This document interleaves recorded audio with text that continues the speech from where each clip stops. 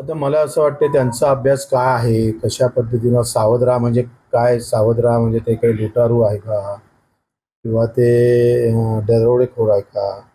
तर हे त्यांनी त्यांनी पाहिलं असेल, ते सांगितलं पाहिजे त्यांनी. तर कुणबी मराठा कुठल्याही जातीवर अशा प्रकारचं वाक्य करणं, ते पूज्य बाबासाहेब आंबेडकरांनी घटनेमध्ये सगळ्यांना स्थान कसं देता येईल, जो जो गरीब असेल, त्याला त्याला कशा-कशा प्रकारे सामावून घ्यावं, ही विचारधारा बाबासाहेब आंबेडकरांनी खरं तर चालवली आणि ती घटनेत पण आणली.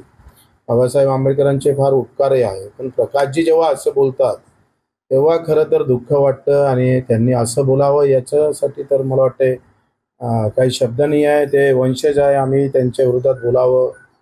ते त्यांच्या वंशज असल्यामुळं पुन्हा बाबासाहेबांचा अपमान होईल. त्याच्यानं आम्ही थोडं सांभाळून आहोत.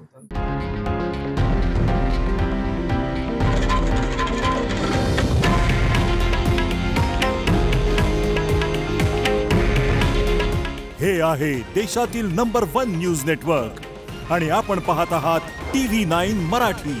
काळजी तुमची, हित महाराष्ट्राचं.